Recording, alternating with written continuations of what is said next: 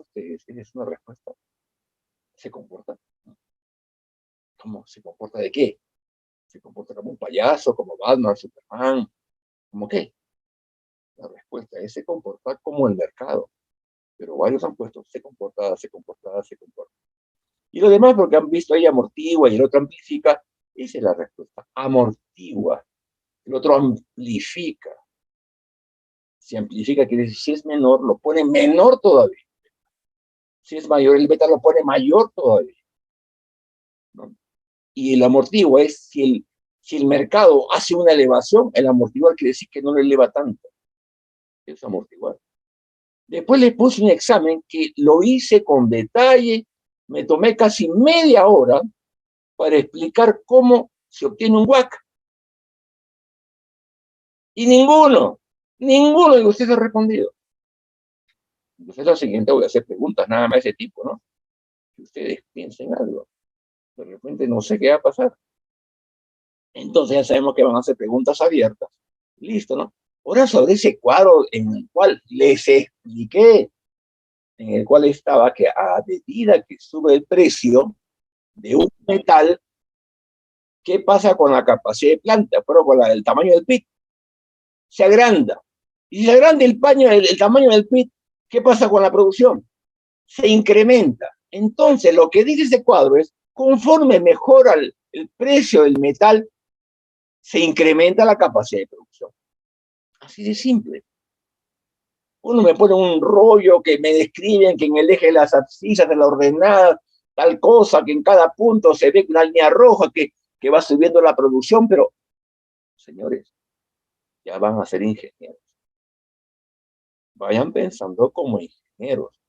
¿Qué respuesta me da ese cuadro? Tengo yo ese cuadro en un área de planeamiento, donde esté. Ah, compadre, esto. Director, incrementamos la producción. Veamos los módulos para mejorar, incrementar el chancado, la molienda, la flotación, la concentración. Esa es la respuesta, sí. Y casi el 95% no me ha respondido qué es Brain Factor. Que le hemos dicho, le hemos hablado, era de ejemplos. ¿Cuándo tengo la oportunidad de mejorar? ¿Cuándo hay un Brain Factor?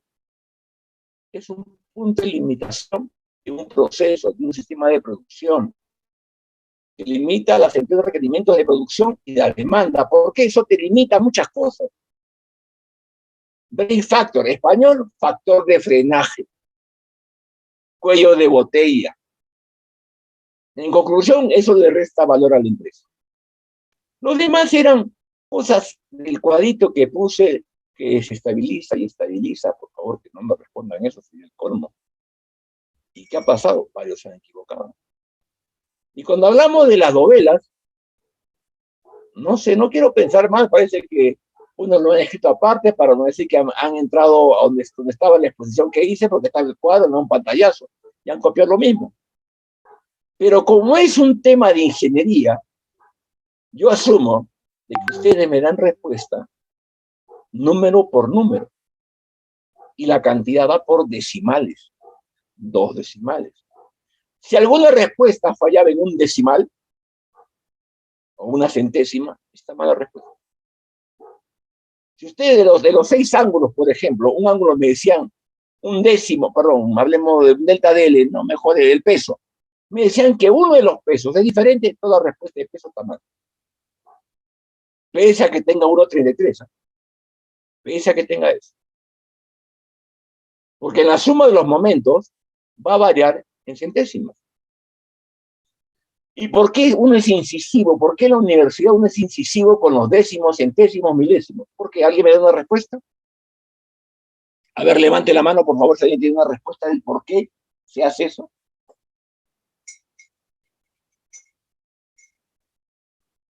Nadie. Hay una pregunta que yo hago, que es el coste de perforación y voladura, que algunos compañeros preguntan, ingeniero, ¿cuánto hacemos coste de perforación? ¿Cuánto hacemos los costos?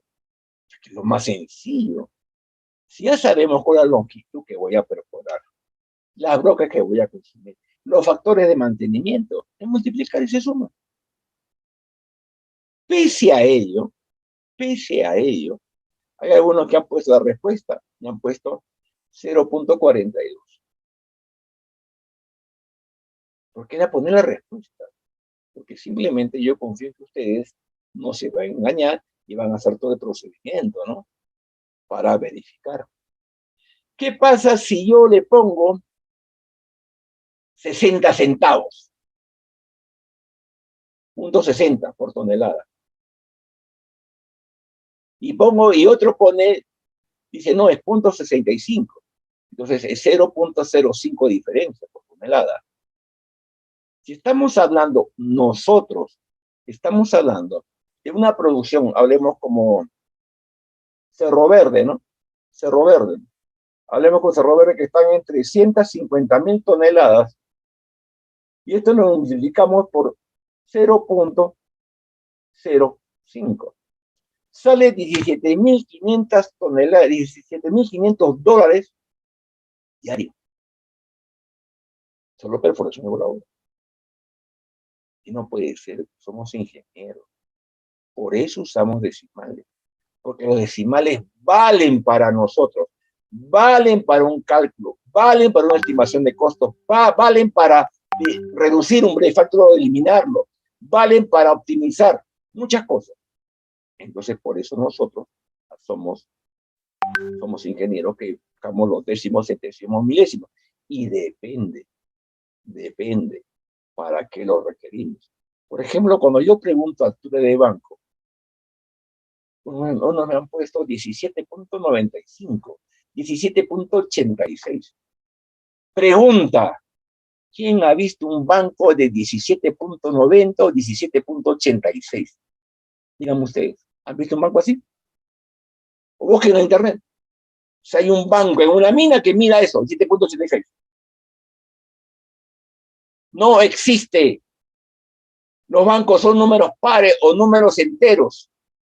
No pueden haber decimales. Y por el contrario, cuando hablamos de longitud de perforación o de carga de fondo, ahí tiene que ser con decimales.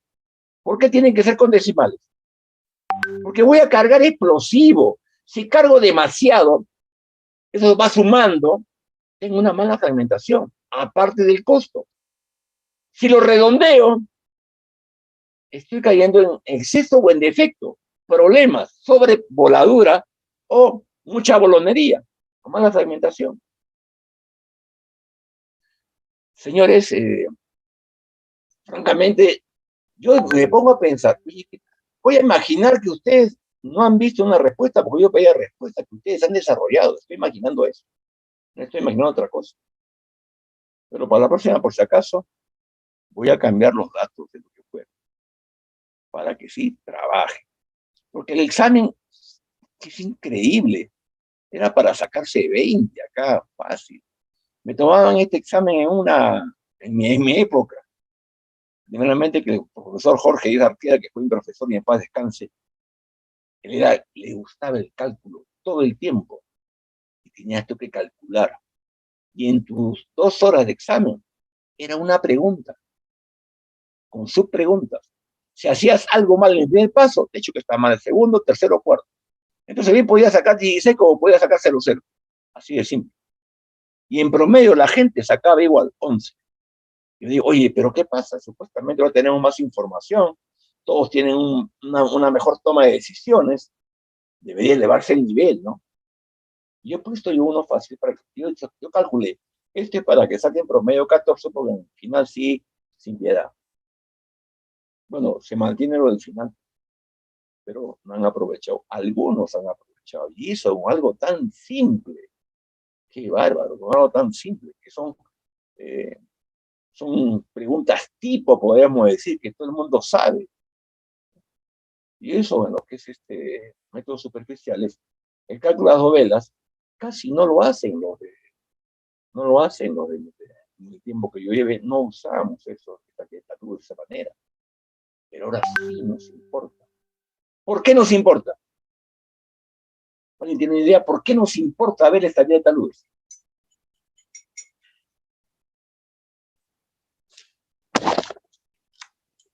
Nadie responde, callados.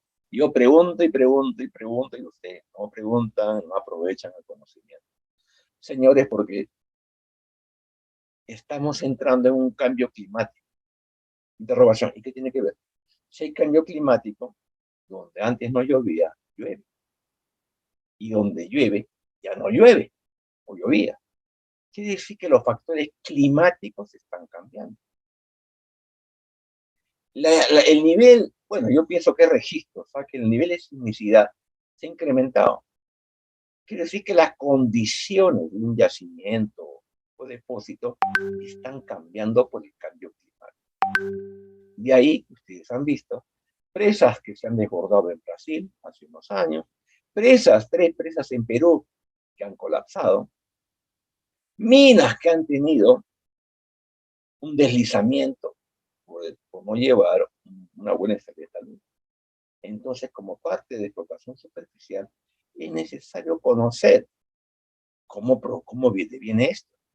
Y cuando venga un geomecánico, tienen ustedes toda la habilidad y el expertise para refutar, afirmar, o decir está correcto, no afirmar está correcto, está bien lo que has hecho.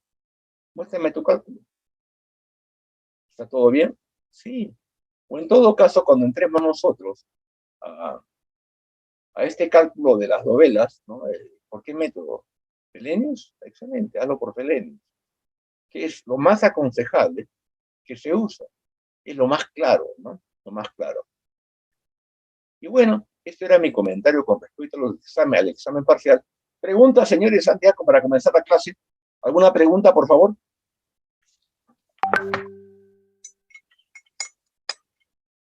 ¿Preguntas sobre el examen parcial?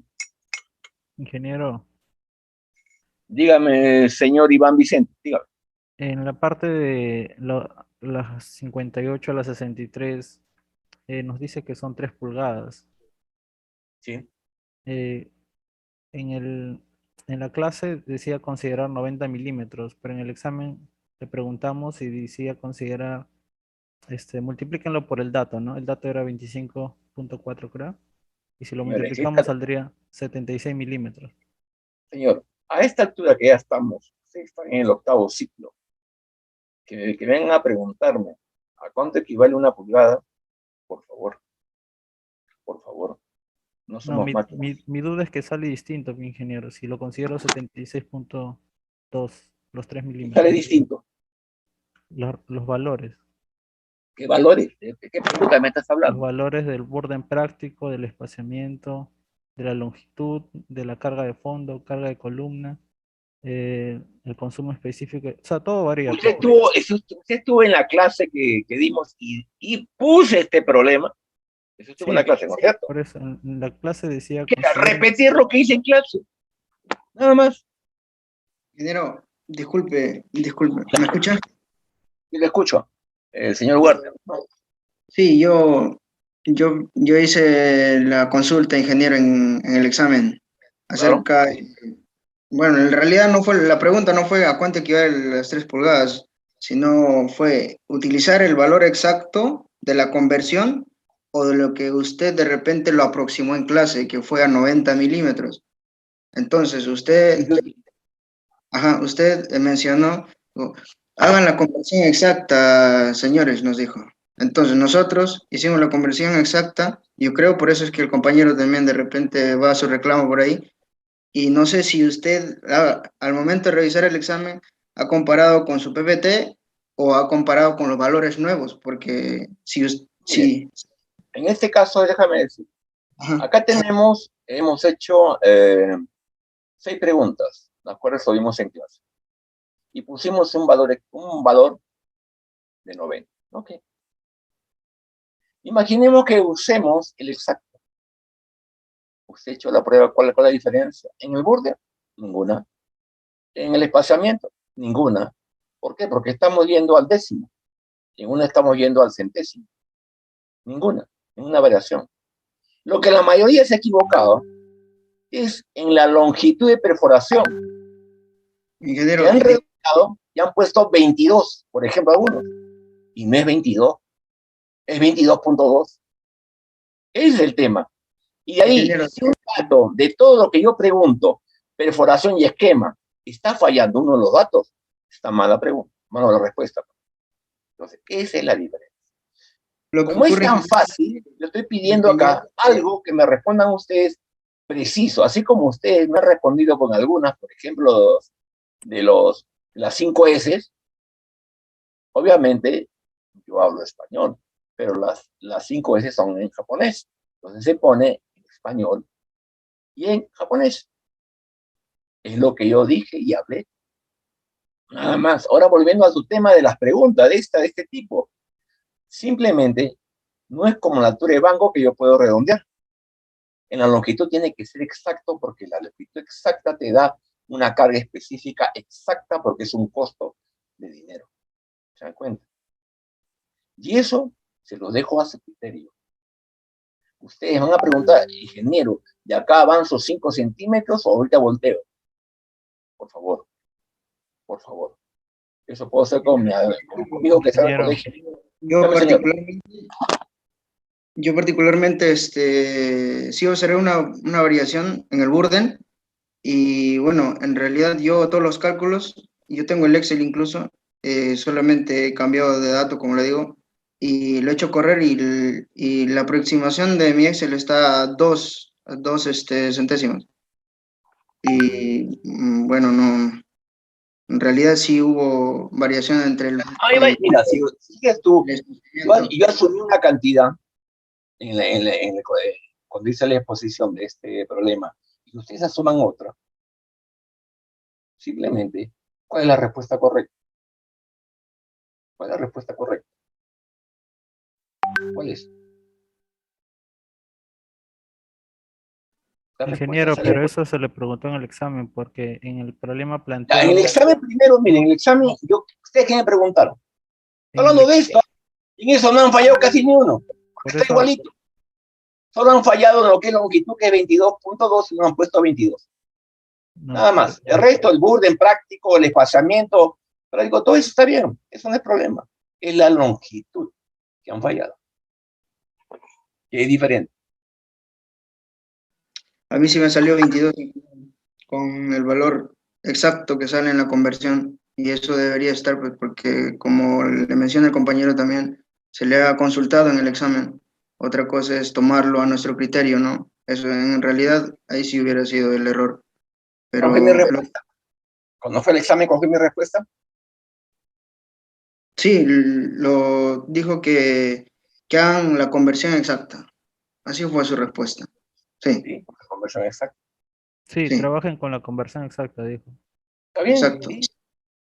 ¿Cuál es el problema? Ingeniero, pero la conversión exacta son 76.2 milímetros y el aproximado que se trabajó en clase es 90 milímetros. Varía bastante, pues. Sí, varía bastante. Sí, varía Por eso bastante. es que el Burden me sale por 6 décimas de diferencia. Sí, varía bastante, ingeniero, y en realidad no es igualito al PPT. Creo que sale 3.8 en el PPT, y en el real, en el examen 3.2, creo aproximadamente, creo que salía. No, pero te digo, en la mayoría de casos, la diferencia que hay ahí, Y ahí todo varía, ingeniero. escúchame, lo que han respondido la mayoría no es por ese tema. Estoy diciendo, no es por el burden, no es el desplazamiento. Estoy hablando en los demás cálculos, que sí, no cuadran. Entonces, no solamente es ver un cálculo con una medida exacta, porque te digo, exacto, ¿a cuánto te vas tú? ¿10 milésimos? ¿1000 milésimos? Depende. Décimas, ingeniero. Varía en 6 décimas, como le comento, en No, un te Burden digo práctico. la conversión de pulgadas a Varía milímetros. en 14 milímetros. 13.8 milímetros, porque de 90 a 76.2 varía en esa cantidad. Bueno, en este caso, repito, no es el tema de lo que es el burden y el pasamiento.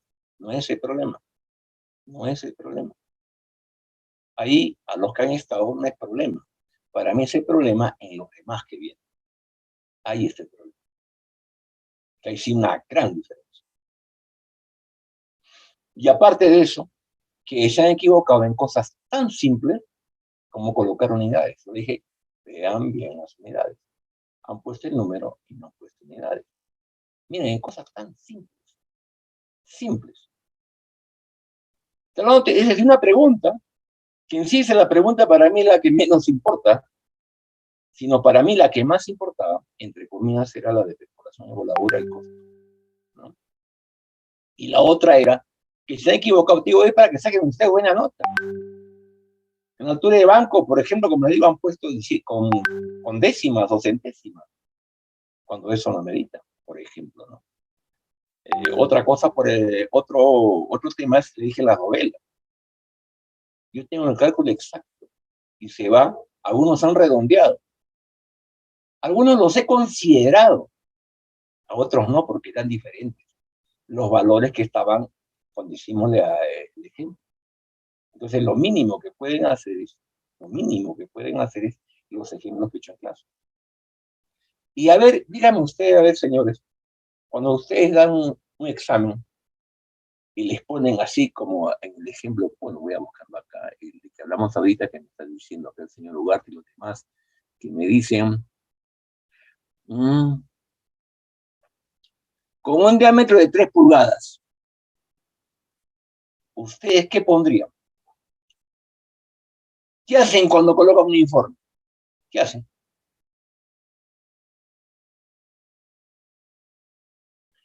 Pone nota, estoy considerando tantos milímetros por pulgada.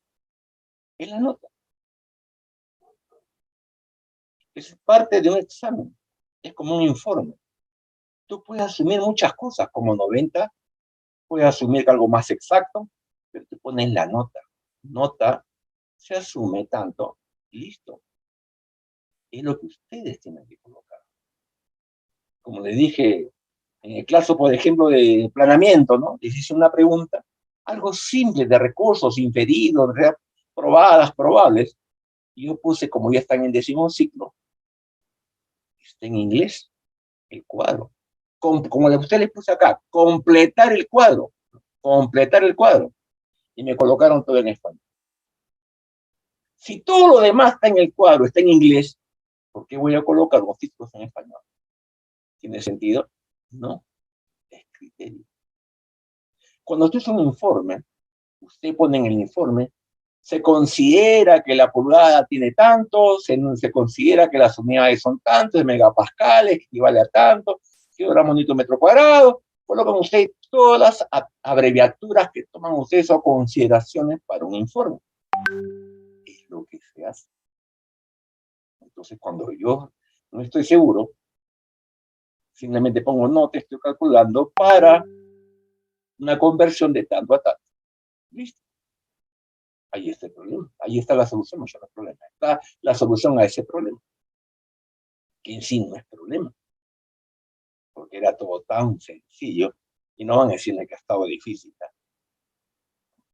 Y no tiene, yo no le veo nada de difícil a esto. Algo, todo lo que hemos hablado, un poco parecía, yo que con esto lo estaba midiendo ustedes, ¿cómo están en teoría? Y con 11 han pasado a la justa en promedio, ¿no? Han pasado a la justa, ¿no? Porque para mí era que saquen 3 o 14. Porque que me cierren en una pregunta cuando son 65 preguntas. Y pensaba hacer 100. No, es algo 100. Bueno, les puedo poner algo sencillo para ver cómo están. Y bueno, como ya sé cómo están, simplemente hablemos ya de la clase. ¿Sí? ¿Alguna otra pregunta, por favor?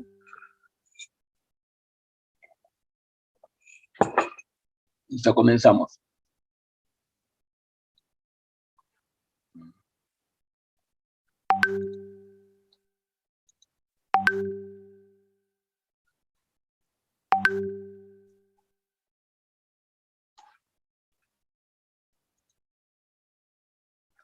Bueno, ahora continuando, porque todavía no hemos acabado la dura, nos falta lo que es el modelo de cargas, nos falta diseño, precorte y mind to be. En lo que es precorte voy a incidir bastante en lo que son los decks o bolsas de aire, o taponex, que no, bueno, no son de aire, son con tacos. Pero eso es importante, porque lo que ustedes aprenden generalmente es lo que la mayoría hace. Pero esto que vamos a ver ahora no hace la mayoría, que es la parte práctica que se tiene en un diseño modelo de carga, y voy a incidir en esos 3 puntos, ¿no? En lo que es el uso de Taponex, o AirDex, o DEX, y lo que es precorte y Mind2Mean. Ahí hubieron varias preguntas que me hicieron antes, ¿no? ¿Qué es un buffer? ¿Qué estamos hablando de un pre-splitting? O como le llamen para un precorte, que bueno, el nombre nació hace tiempo, se llama pre-splitting, no precorte, y después le pusieron precorte en español, que es la traducción más aproximada, ¿no? Pero todos ellos son voladuras de optimización. ¿Por qué generalmente no se hacen todas las voladuras? Porque hay unas que están adentro, en las cuales no es necesario hacer eso, pero sí cuando estamos pegados al talud, para llegar al talud final del talud, que eso se ve en planeamiento, ¿no? Cuando llegamos al límite final, y usamos todas las metodologías para determinar el límite final y nos da el ángulo apropiado en función de la geomecánica que tenemos del cuerpo del yacimiento, mejor dicho, ¿no? Acá, bueno, les pasaba un repasito rápido a lo que son las fórmulas que tenemos, porque ahora sí vamos a aplicar la fórmula. Lo que antes hicimos es un pequeño ejercicio. Ahora sí, en este examen final van a haber sí problemas, de verdad, que estén a nivel ya de una ingeniería media, ¿no? Lo que nos tenemos en el campo. Ya sabemos las fórmulas de Burden, de Anderson, de Ash, ya tenemos la fórmula que tenemos en Burden, que eso ya lo dije la pasada, del año, por la que un tiempo las que más se usó, de Konya, y López Jimeno. Y por favor, tomen nota de esto, apunten en su cuaderno. El día 20 de este mes va a haber una charla. Él ha invitado a profesor López Jimeno para que dé una charla, no exactamente para la universidad, sino para Peruvian Science Team, un grupo que he creado, donde invito a gente de todo el mundo a dar charlas, ¿no? De temas de minería o de actividades ligadas a la minería. Como se acuerdan, dije en el tema de innovación, la minería no está sola, es holístico porque es parte de un todo como un rompecabezas, y es sinérgico porque interactúa con todos. Entonces, hay charlas en lo que es construcción de empresas relaves, tema ambiental, tema social. Hay también el veintitantos. Les voy a pasar también la invitación para el tema de conflictos sociales, que ustedes tienen que saber, porque estamos enfrentando muchos temas referentes al aspecto social. Entonces, ustedes tienen que ahora ir envolviéndose, empapándose de esto, para cuando ustedes se deciden ya va a haber otro escenario, espero, diferente y favorable. Pero siempre esto que se aprende queda, ¿no? Cuando está problema, en esa época, bajo esos factores se dio tal solución. Ahora pueden haber otras soluciones. Acuérdense, va a ser el día 20 de junio. López Jimeno va a hacer una exposición que es la historia de la voladura, ¿no? Es algo interesante, ¿no? Cómo ha evolucionado. Todo ello yo voy a ser el moderador, voy a conversar con él, vamos a hacer varias preguntas. Ustedes están invitados también a que hagan preguntas, porque es libre. Yo lo hago libre, o sea, es un aporte para que todos los estudiantes y egresados también recuerden algo que es muy importante, ¿no? Acá seguimos con las fórmulas que hablamos. Les hago recordar esto porque ahora sí en este examen final vamos a aplicar unos cuantos problemas, los factores que influyen, cómo anda lo que es la carga, cuando está en el medio, cuando está justo al nivel del piso, o cuando hacemos contacto, ¿no? Cómo influye. Vimos también las causas-efectos, vimos cómo se producen cuando hay volcanería, es el tema de no usar retardos.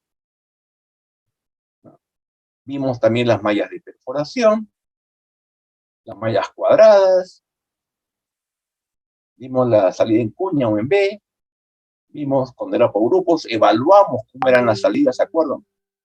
Y así van a ser las preguntas, más que todo de criterio, no tanto como actuar como apretando un botón y de una respuesta, sino criterio, pensar, ¿no? Acá vimos cómo estaban los retardos en las voladuras, analizamos cada una, vimos cómo impacta los retardos en la fragmentación, ¿no?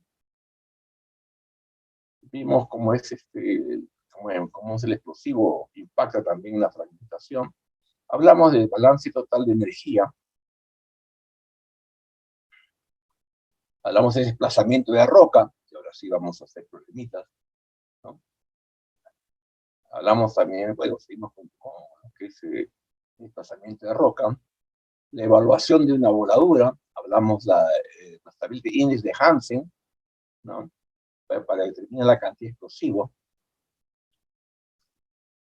después de Lilly, y ahora de Gupta, y ahora lo que ustedes van a usar es esta, en enfoque de red neuronal artificial.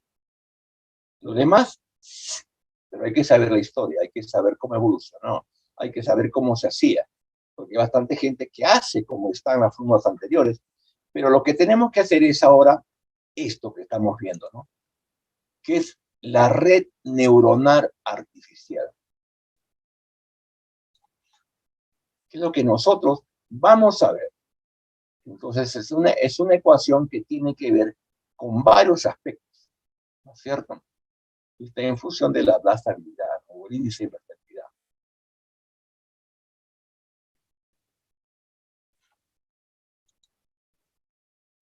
Ahora comenzamos con lo que es modelo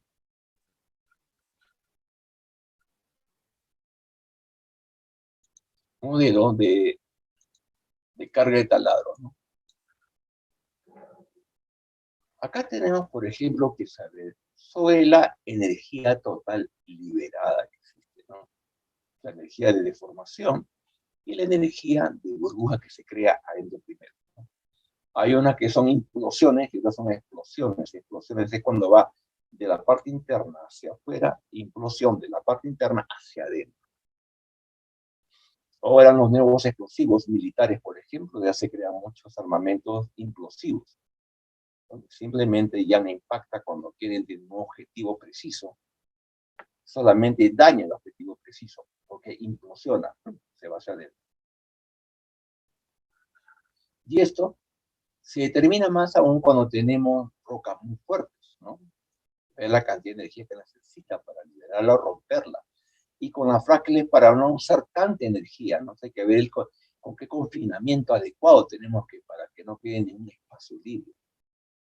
Y luego tenemos lo que es los primers que hablamos, el tipo de colocación de imprimación, creo que hablamos un poco la vez pasada, ¿no? Lo principal en todo este proceso es la iniciación. Generalmente en lo que es minería subterránea se usan unos aditivos diferentes o de mayor o de menos potencia que es superficial, que usamos los booster, ¿no? Que son de medio kilo, un kilo, kilo y medio kilos, dependiendo la dureza de la roca y o el ancho o el diámetro de la perforación, ¿no? Acá tenemos cómo determinar el número de primers que necesitamos. Hablamos de la dirección que tiene, cómo se comporta, cómo es la propagación de la detonación. Y esto es importante que vamos a hablar, ¿no? De las bolsas de aire airbag. Esta se introdujo por primera vez en las minas rusas a principios de los 40, pero hasta después de los 70 comenzaron a ver que era muy interesante porque por el tema de fragmentación y la disminución de uso del explosivo.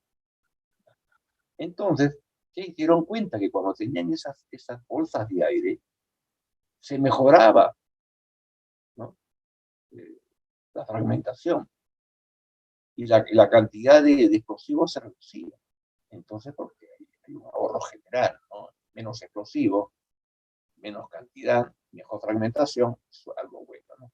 Entonces, de ahí viene lo importante que viene a ser todos estos aspectos referentes a la resistencia dinámica de la rotura. Tenemos que ver el módulo de Young, el índice de Poisson, la estructura geológica, la densidad, el módulo de Bulk, el ángulo de deflexión, la cohesión. ¿Para qué? Para justamente hacer una voladura apropiada y viendo que la fragmentación, su proyección, la estabilidad luz, el ratio de desmonte mineral, altura de banco, perforación, voladura, que son los dos primeros o las dos primeras operaciones unitarias de la minería que van a hacer de que los demás procesos unitarios, carguío, transporte, chancado, disminuyan el costo. Que en una cadena de valor, quizás estoy usando retornos electrónicos, incrementa mi costo, de voladura, que estoy usando un equipo más sofisticado, pero que me da la verticalidad y el paralelismo y la inclinación adecuada de mi perforación, sí se alarga un poco más el pago de lo que es el pago del equipo o la depreciación, pero en el mediano plazo se ven ahorros sustanciales por mejora de fragmentación, que es el objetivo que se tiene en esta primera etapa de perforación y voladura. Tener una fragmentación adecuada para un requerimiento adecuado. Es diferente el tipo de roca, obviamente, si estamos hablando de cobre, cobre, oro, cobre, que tenga algo de zinc, que tenga algo de oro, o sea, que sea como un tamino un poco más polimetálico, o que tenga cobre como molibdeno, ¿no? Donde ahí el material, o sea, la ley es baja de cobre, pero el entorno de la roca es totalmente dura, de alta dureza. Entonces quiere decir que el efecto voladura es importante para llegar a una buena fragmentación. Entonces, esta condición geológica que vimos al comienzo y que hemos hablado bastante, es muy importante para determinar o hacer una buena perforación. O sea, en este caso, el factor más importante es el desgaste de las rocas y una buena voladura, una buena fragmentación. Y obviamente tomando algo importante, que es el agua. El agua, ¿no? Y obviamente en el caso de lo que es voladura superficial, sabemos nosotros que se producen gases de monóxido de carbono y los gases NOx, ¿no? Los gases casi no son tan importantes superficial como estamos al aire libre, se disipan. De contaminar, contaminan, pero en un grado menor. En subterráneas sí es importante tener eso bajo control. Ya cuando estén en el curso subterráneo se lo están llevando en paralelo. Eso es muy importante y nosotros tenemos que ver cómo utilizar el explosivo exacto con la menor contaminación en subterránea, ¿no? En el caso de voladura superficial, tenemos que ver el explosivo que se comporte mejor ante, por ejemplo, que tengamos napas freáticas, no que haya agua. O si no, cómo hacer, que ya lo vimos en ejemplos, en diseños, cómo hacer cuando tenemos una falla estructural. ¿Cómo debemos cambiar nuestra malla? Y le digo, hasta ahora he visto que hay problemas en el tipo de mallas cuando hay una falla estructural, que simplemente marcan y se acabó. No lo toman como una cara libre, que les he explicado varias veces. Una estructura es una cara libre, una falla es una cara libre.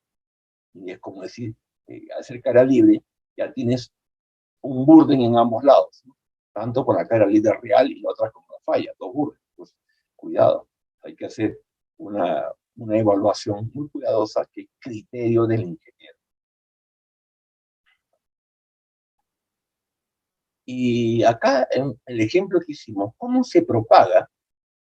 ¿Cómo es la onda de choque que se tiene cuando es una perforación de un taladro que tiene taco, ¿no? ¿Cómo se propaga? Y tiene el booster en la parte de fondo, o la carga de fondo. Entonces, mire cómo la propagación va concéntrica hacia arriba y hacia los costados, ¿no? Pero ¿dónde se concentra? En la parte de abajo. Y en la parte de arriba, como son ondas más grandes, ¿cuál es la lógica? ¿Qué pasa con los fragmentos en esta parte superior? ¿Cómo son los fragmentos? Más grandes. Acá es más menudo. Como hay mayor cantidad de energía y la onda de choque está más cercana, es porque acá tenemos el suelo. Entonces acá tenemos que romper toda esta parte, romperla en primera instancia, si tenemos el taco abajo, ¿no es cierto? Pero, ¿qué es lo que dice, qué es lo que corresponde cuando usamos bolsas de aire?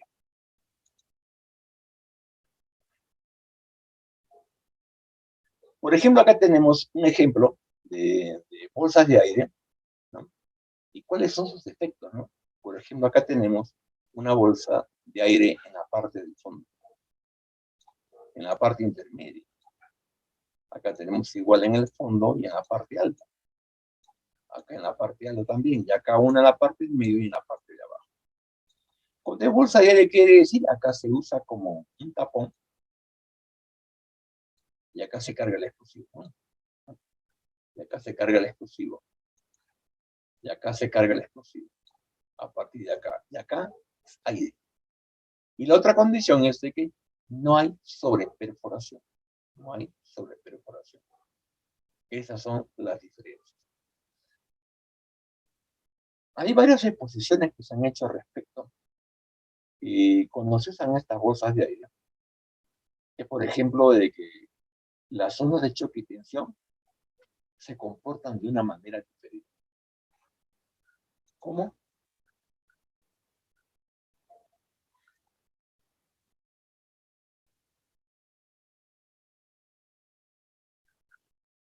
Acá tenemos la cámara de aire. ¿Y qué produce esto? Una rápida expansión de gases que se encuentran en el medio de la cámara.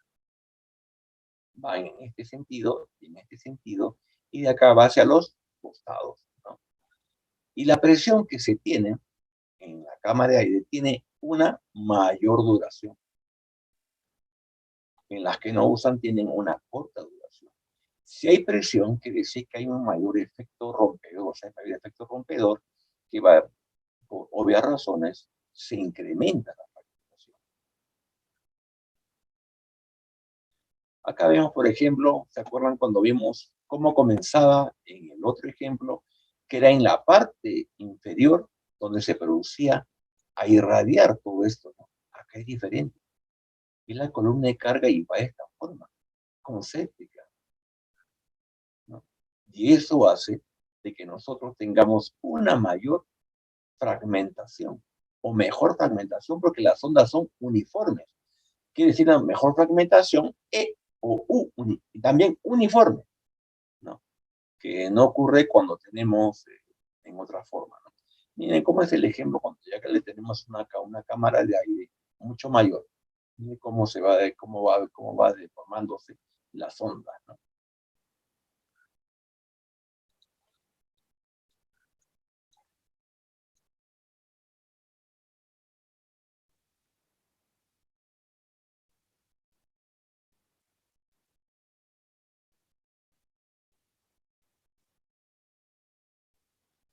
Acá vemos que, como vimos, que se incrementaba la onda, que esto ya vimos en su momento. Y ahora acá vamos a ver cómo se produce por etapas en una emboladura convencional y en una que tiene cámaras de aire, o DEX, o taponex, ¿no? En este caso, miren, tiene acá un taco de 1,5, perdón, una sola perforación de 1,5, ¿no? Y la altura es de 11,5 total acá. Esta es la carga de altura de carga explosiva. Acá está el explosivo. Y acá se usa taponex, o taco, o DEC, ¿no? Acá vemos que la onda de detonación se dirige hacia el fondo del taladro, como está indicando la flecha, por esta bolsa de aire. Por esta bolsa de aire.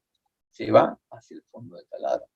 En este caso, ¿qué pasa con la onda de choque? Va y rebota y se va hacia arriba, porque acá no hay un espacio de aire. Acá sí llega al fondo y repercute en el fondo y se va a los lados, aunque es diferente, creando una fractura que se expande en forma horizontal y también a los taladros vecinos. Entonces, ¿qué pasa? Imagínense que también tiene esta de acá, tiene un deck, y acá ya estoy rompiendo desde abajo. También acá tiene una cara libre que casi va en todo lo largo, imaginando que esta tiene un taponex, o un tapón, o un deck. Pero cuando usamos el método convencional, las ondas comienzan de abajo, y como comienzan de abajo, hay un choque de ondas. Si usamos en una taponex o no, hay choque de ondas entre ellos mismos que tuvieran el taco. Entonces, por eso en la parte superior se producen fragmentos más grandes. En este caso no. La mayor resistencia está hacia abajo. Entonces tenemos una mejor fragmentación. Solamente analizando acá la primera etapa. Vayamos a la siguiente etapa. ¿Qué sucede? Acá ya vemos con mayor detalle cómo ocurren, cómo se ve los fuerzas o las presiones que ocurren. Como dije hace un momento, acá se concentran en la parte de abajo y se disipan hacia la parte de arriba, pero con menor presión. Acá, como ven, se genera con ese mismo taponex o deck como una especie de precorte, ¿no? Porque todas las fuerzas, como ven acá, todas las fuerzas son uniformes o casi uniformes. Acá es un poco diferente, se dan cuenta.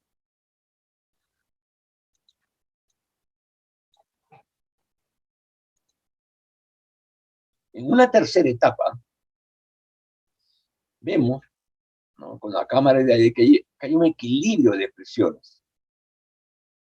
Son reflejadas y presentan un cambio en el medio formado, ¿no? Miren cómo se reflejan, y esto hace que las columnas vecinas tengan nuevamente, repito, una mejor fragmentación, porque las fuerzas van en todas direcciones, más que todo de abajo hacia izquierda, derecha y al fondo. Entonces, se hace una mejor fragmentación.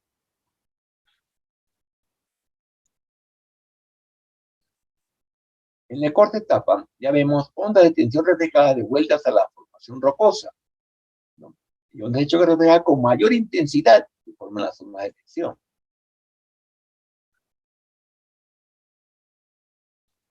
Preguntas hasta acá sobre lo que es en unas etapas de cómo se ven los esfuerzos o las presiones o las ondas de choque que se tiene con un air deck o bolsa de aire o deck o taponex. ¿Preguntas? Ingeniero, ¿a qué se debe esa distribución de las ondas, regulares o irregulares? Hemos visto dos. Uno, cuando las ondas empiezan, hay más ondas en la parte inferior y llega menor onda en la parte superior, y otra que son más parejo, ¿no? Ondas más simétricas. Es como acá estamos comparando, miren, mi estimado. Acá vemos la voladura convencional. Acá tenemos comparaciones con una con air deck. Se debe a que las cargas están más centradas. Acá todo está hacia abajo. Se dan cuenta, toda la carga de fondo y soportan este taco. Acá no, acá tenemos una bolsa de aire que te permite centrar un poco mejor o disponer un poco mejor la carga. Obviamente yo cuando hice las pruebas, las puse básicamente en el centro. Entonces cuando hice mi columna de carga, teníamos acá el taco, por decir. Yo calculaba que es toda la altura, obviamente no hay sobreperforación, que la columna de carga, o sea que el explosivo, esté en el centro. Y más aún, yo no colocaba el booster en la parte de abajo. Yo lo colocaba en el centro. Y eso me permitió obtener fragmentos en Canadá de aproximadamente 4 pulgadas, en el peor de los casos. Y para efecto que teníamos un molino semiautógeno, obviamente depende del molino que tengas o chancadora que tengas, porque también no vas a subutilizar el equipo. Ya que esté el equipo, hay que darle el uso correspondiente, obviamente viendo el costo de energía. Si el costo de energía es caro, ahí en Canadá es barato, porque son energía de producción nuclear, es más barato. Entonces, ahí el costo que use yo el molino semiautógeno no era crucial, pero sí era crucial que yo avance bien y que tenga buena fragmentación, o sea, que sea uniforme. Entonces, hice esta prueba que me dio excelentes resultados. Como le digo, llegaba entre 3 a 4 pulgadas, ¿no? Y esto era muy bueno, porque anteriormente el que estuvo antes que yo sacaba de 8 a 10 pulgadas, o sea, fragmentos muy grandes, y lo cual que hacía un sobreesfuerzo con el molino semiautógeno porque estaba, es un oversize, sobredimensionado, ¿no? El fragmento. Entonces, esto ustedes tienen que llegar, pero haciendo pruebas. Por ejemplo, una prueba que se hace es haciendo, que también lo pueden hacer ustedes cuando estén ya en el campo, tenemos acá que se haga, dependiendo del tipo de roca, si es dura, por decir, que tengamos 2 columnas de carga, y acá le ponemos el taponex o el deck, y acá también, y acá cargamos un explosivo, acá colocamos, este es el explosivo, acá está el explosivo, acá está el explosivo, ¿no? Y tengamos 2 columnas de carga, como has visto, y que estén centradas, ¿no? Que estén centradas. Si es roca dura, les aseguro que va a ser una fragmentación espectacular, muy buena. Eso, como les digo a ustedes, lo que tengan de información es referencial. Ustedes tienen que hacer sus pruebas en la mina que estén. Obviamente, primero conocer cómo es la mina, cómo lo están haciendo, entender cómo se hace, y una vez que entiendes todo, comienzas a mejorar. Porque de repente está tan avanzado que el problema o el break factor no es perforación, porque tienen equipos de más generación. No es voladura, porque están usando una nueva metodología, usando equipos de perforación que son muy precisos, ubicación, paralelismo que hay entre los taladros, que es totalmente verticales, o si es inclinado, para un pre-splitting que está exactamente con un ángulo apropiado, ¿no? Entonces, eso depende qué es lo que tienes en el entorno para hacer una buena voladura. ¿No es cierto? Acá también tenemos, por ejemplo, lo mismo que estamos viendo este es un convencional, ¿no? Acá tenemos con un power deck, vamos a poner los nombres power deck, voy a colocar Taponex, power deck black, que se coloca acá, y este es aire, columna de carga, y miren acá tiene 2 boosters. Y acá, como les dije, ¿no? 2 boosters y están dejando 2 cámaras de aire. Si les pongo esto, ¿dónde está la roca más dura? ¿Alguien una respuesta? ¿Dónde está la roca más dura? Señores, ¿dónde está la roca más dura?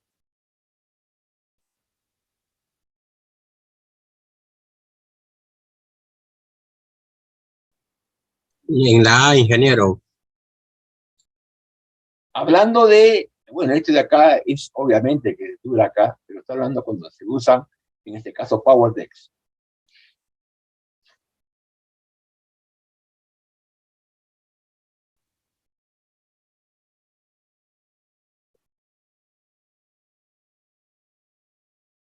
He preguntado, no hay dónde hay mejor fragmentación, ¿no? Sino te digo, ¿dónde está la roca más dura? ¿Y por qué? A ver.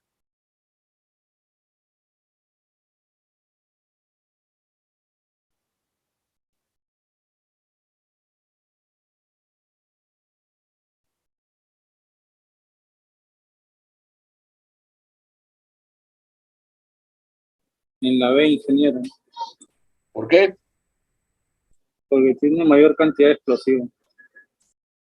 Obviamente, obviamente. Miren ¿cuántos hay ahorita? Voy a pasar lista. ¿Cuántos hay en este momento? Lo voy a dejar de compartir. Obviamente tiene la columna de carga es de mayor, es más alta, o sea, hay mayor explosivo, y por eso, ¿no? Un ratito vamos a pasar lista de que se vaya rápidamente. Miren, son preguntas tan simples que ustedes cuando estén trabajando van a ver. Y eso se requiere de mucho conocimiento. Sí, quizás, pero es más que todo criterio. Criterio. Cuando fue la primera vez que entré a voladura en Tintaya, que le comenté que una de las minas donde aprendí mayor cantidad, porque una tan compleja, como le dije, era un mineral tipo escaro, o sea, bolsonadas, tenía mineral desmonte, había un montón de fallas y había agua. O sea, todos los problemas que tú puedes imaginar. Y ahí sale uno bien, ¿no? O sea, con todos esos problemas, ya la demás mina la ves, pues, pasa nada, es fácil, ¿no? El señor David Alvarado. Buenas noches, ingeniero.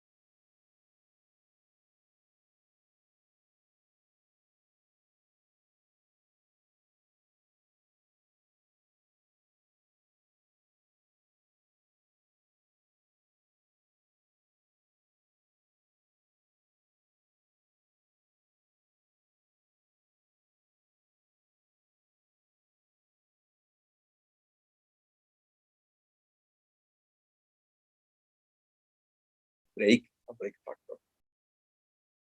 Acá tenemos bancos con varias filas de taladros. Bueno, acá estamos viendo solamente lo que son los retardos, la cantidad de buffers perdón, esta es la cantidad de, este de acá de antemano.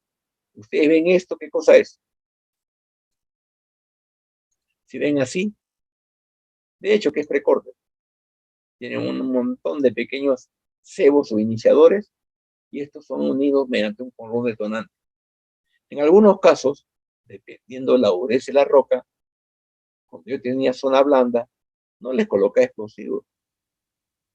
Simplemente hacía el buffer, solamente de producción. Y es como cortar, ustedes han visto cuando cortan en no metálicos el mármol. ¿Usan explosivo? No. Solamente los huequitos, y después solo se raja en esa dirección. Es lo que se busca, ¿no? Hacer como un corte. Es lo que se busca como un precorte, pues se llama precorte.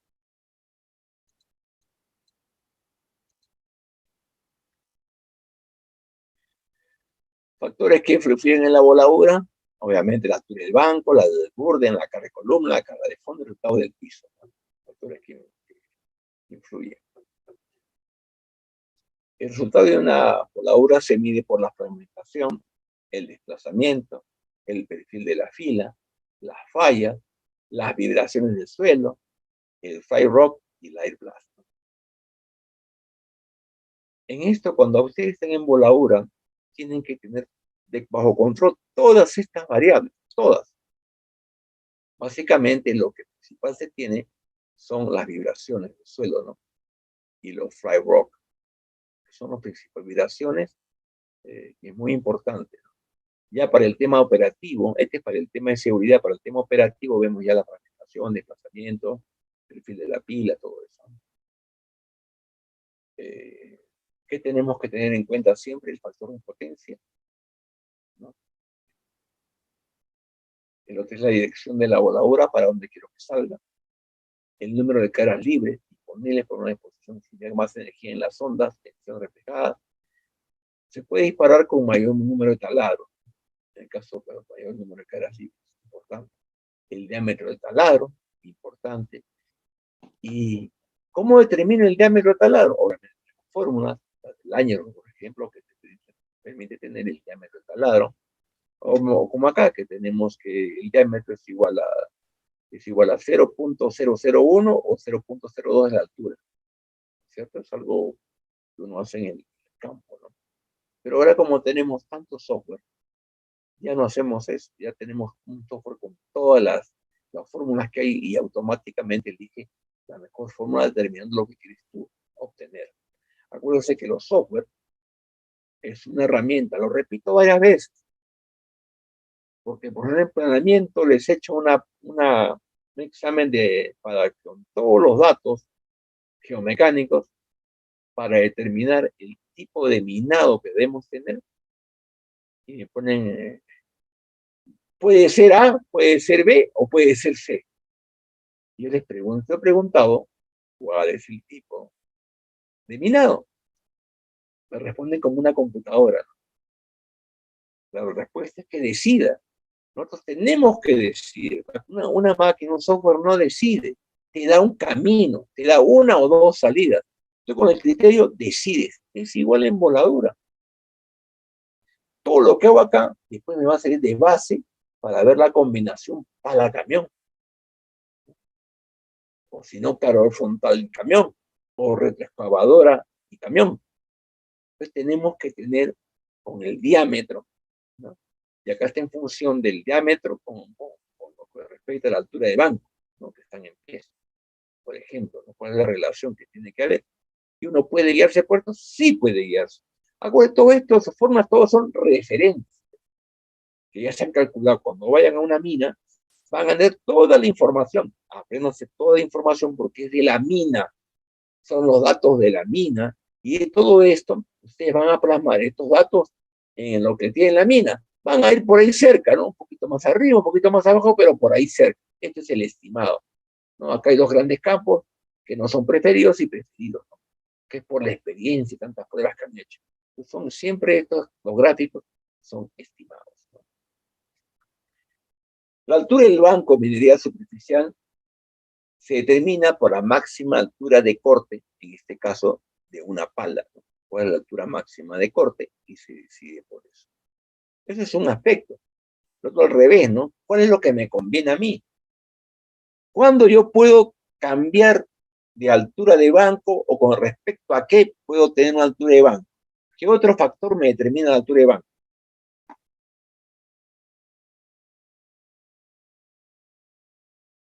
¿Alguna respuesta? Un factor que determina es la ley del mineral. Si yo tengo una mina que tiene, como teníamos en pantalla, 2% de ley de cobre, mi altura de banco en mineral eran 10 metros.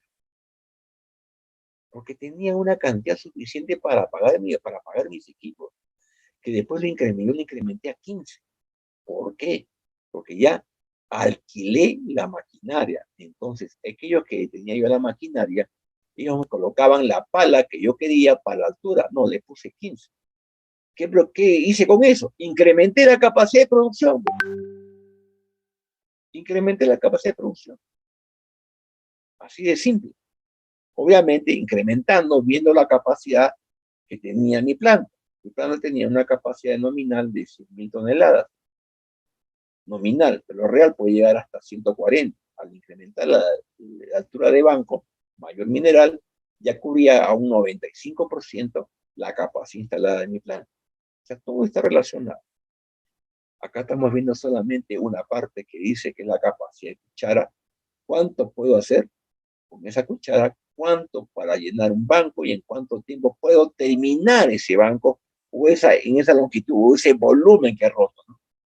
Y acá hay un ejemplo de las diferentes marcas, bueno, Cyrus y PH, y tenemos la capacidad del bucket, o del balde, ¿no? O sea, de la capacidad, ¿no? Que es en metros cúbicos. Este es la altura de corte que se tiene, el modelo de cada uno, y con eso yo puedo determinarlo. Y acá tenemos la altura de banco, cuenta en función de la capacidad, escucharon en metros cúbicos que tenemos acá. La inclinación del taladro, que esto lo vamos a hacer con precorte, ¿no? Como debe ser, que la altura es igual a h secante de alfa, y el burden es igual a b por el coseno de alfa, ¿no? O el burden, en este caso, el de 1. Acá la determinación de los burden, eso lo hablamos ya con la... Igual son fórmulas, acá hay unos gráficos simples, y estas fórmulas son las más fáciles que podemos tener, ¿no? Que es 1.1 el burden para pozos de diámetro y 1.5b para pozos de diámetro pequeño. El desplazamiento. Tenemos una sobreperforación, que es igual a 12 veces el diámetro, ¿no? Son fórmulas simples que uno puede usar. Igual con respecto a la compresión, el burden, el desplazamiento y el taco, ¿no? Está en función del diámetro. La altura del taco, el tamaño de la voladura, ya vimos que es rectangular, tiene que verse las vibraciones, los fly rock, la función de marcar el banco, y acá tenemos un diagrama de bloques, la fragmentación como objetivo, ¿no? ¿Qué es lo que se usan en los software que tenemos ahora, ¿no? ¿Qué software tenemos? El JQuestion Blast, el Soft Blast, Blades, Blast Designer, el eBlast, ¿no? Todo lo que estamos hablando ya está resumido. Y bueno, nos quedamos acá, señores, y a la siguiente hablamos de precorte. Prepárense para precorte. ¿Preguntas antes de terminar? Perfecto. Muy buenas noches y nos vemos el día viernes. Gracias.